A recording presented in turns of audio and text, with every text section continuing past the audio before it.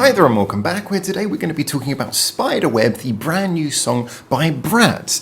And you know what, this is really interesting. I've been following Brats pretty much since they came out in the aftermath of the whole Lady Baby thing, wasn't it? And then you have Brats, and they started off with some really fun sort of punky songs, then developed a little bit. But throughout, there'd always been that feeling that, okay, as much as they have a singer with an interesting backstory, and as much as they do deliver cool songs, they always risked just kind of sounding like another band that didn't have enough identity to necessarily set them apart, depending on your viewpoint. Well, I think we can safely put that one to bed, because this song is pretty damn weird and, you know, not necessarily all in a bad way at all. So, there's a lot to unpack here. Let's start, I think, by talking about the structure of this one a bit. Now, when we look at the song structure and what this song really is trying to be, we're looking at something that's somewhere between the theatrical, the big, the dramatic, and also a bit of a glitched out sort of horror feeling with techno bits coming in and out all over the place. This is a song that has a lot going on, but manages to keep it surprisingly cohesive through some really interesting twists and turns. Now, at the heart of it all is a big chorus that is so dramatic it could either be in a musical, or it could even be from a James Bond theme. It feels like something is brewing, something big is coming up, and that's always capped off by the riff that comes around. It's a fairly simple riff, but it's a riff that's catchy and really nicely ties together the song, gives you something to come back round to, and it's that having a refrain, a point to come back round to, that allows you to go more crazy in between the choruses, and boy, do they do that in SpiderWeb. Now, this song itself actually is, you could argue that overall, if you just wrote it down on paper, it's a fairly simple structure. It's intro, verse, pre-chorus, chorus, then little riff at the end, and then another verse going through perhaps a pre-chorus into the final chorus, and then the riff at the end. However, the way it delivers that, as you probably gathered by the way I just said it then, is not necessarily so simple. See, when we get that first verse that starts off the song, it basically goes down to just really a very simple stripped back like hip hop beat and just a piano playing one note at a time, and she delivers kind of like a little bit of a rap, a little bit of a spoken line over the top of that, and then it builds up and goes into the chorus. Second time round, however, breaks down to that piano bit again. The beat is not there, it's just like spoken lyrics now, like a I'm speaking, you're speaking. And then we go into this weird sort of soundscape thing where the guitars are coming in and just this whole array of bizarre produced sounds. There's all kinds of things from weird screams, and it's the sort of thing where all of that glitched out sound, for some people it could be quite alienating. I'm not saying this song is necessarily an easy one to get into, but whether you like what they've done here or not, I must admit that you can't help but give them some credit for really leaning into the concept. This is a song that knows it wants to be a little bit on the edgy side. It wants to have a bit of a horror vibe. It wants to be a little bit shocking. And in that sense, it certainly does exactly what it sets out to do. And that builds you up into the final chorus, which itself doesn't just repeat exactly the same as the first time. It starts out stripped back on some piano, builds up, and then, you know, goes through to the crescendo. This is a song that really is trying to be creative. It's trying to make the most out of every single second it is with you.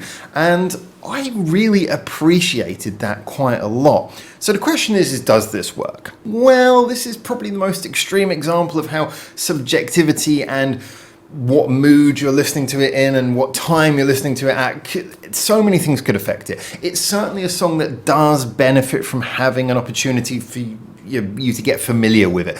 The more you listen to it, the more you can kind of get used to what the structure is, and you know, you start to enjoy it more because you know what it's building up to, you know the sort of turns it's going to take. On first listen, yes, it does sound like a little bit of a mess, although that chorus definitely does really punch through, and I like the fact that they give you a few bars of the chorus right at the beginning of the song to help, you know, give you an idea of the fact that it is a song that comes around to a big hook. But yeah, I would say it takes a couple of listens to really settle in and to grow on you a bit more. Overall, I think some of the production aspects are so chaotic that it does risk throwing people off. I think that the earlier reference I made of it sounding a little bit like it could be somewhere between a theme tune and those, sort of a big dramatic theme tune or something in a musical, and also those glitched out bits that kind of make it sound more like it's the soundtrack from either like a horror movie or more likely a video game. Those aspects really do play to the fact that it feels like a song that belongs in a moment. It doesn't feel like something that could just be casually listened to or just put on a playlist. It feels like it really has to be tied in with a certain mood, with something else. I mean, virtually every song in Japan that gets a single does end up being the theme tune to something, so I don't know, maybe this is the theme tune to something, but I didn't check that and I saw no clear indications that it was. It feels like it perhaps should be, though.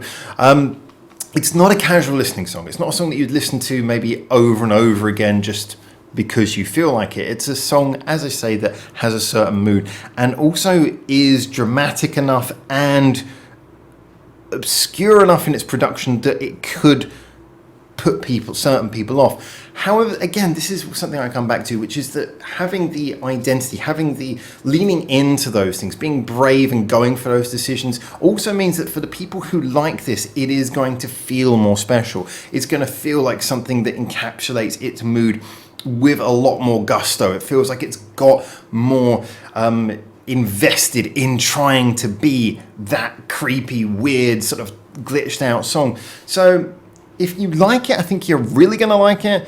If you don't like it, I think it's going to be pretty hard to get into. But it is a song that for a certain mood and feeling, and that's why I think it should be hopefully tied in with either a video game or some sort of anime release or something.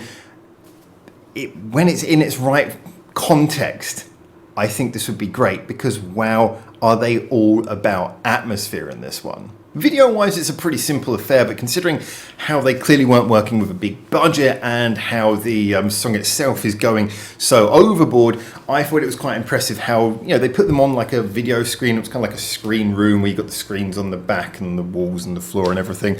But it was nicely directed in a way that kept everything flowing. So the music video was good. It didn't work against it. It didn't underplay things. It was cleverly shot to not show off the lack of budget and yet at the same time also make it something that did kind of visually represent the song. So I like that as well. It's good for bands like this who maybe aren't working on a huge budget to not come off looking cheap and yet at the same time not look like they're trying to overstretch what they're actually capable of. So in that side, it actually, I did get a message. Bubbles. All right, should we do the conclusion now? So in conclusion, as much as Brats are still a rock group, this is about as much of a sidestep as I think we could have expected them to take. And it does leave me interested to see where they go. I hope that this ambition takes them in good places. And, when you're being ambitious, there's going to be hits and misses. But I do hope that we keep on getting songs like this where you can really get the feeling for what they're doing and lots of good ideas are coming together. And who knows what great heights that will take them to. I really like the fact they're doing that. I don't know necessarily 100% where this is going to lead, which again also makes it kind of exciting. I'm interested in seeing them doing this. Yes, they had perhaps more of a traditional formula in some of their previous songs that certainly did give them some good earworm tracks, but I don't think that was ever going to be the thing that made them stand out. And so in this particular song, I'm hearing a real interesting new future for Brats that I hope is lucrative for them. Anyway, so those are my thoughts as always. I'm looking forward to seeing what you guys say. Get in the comments and tell me what you thought about this song. It certainly was interesting. And until I hopefully see you very soon in Japan for the next one of these, well, for now, ciao, ciao.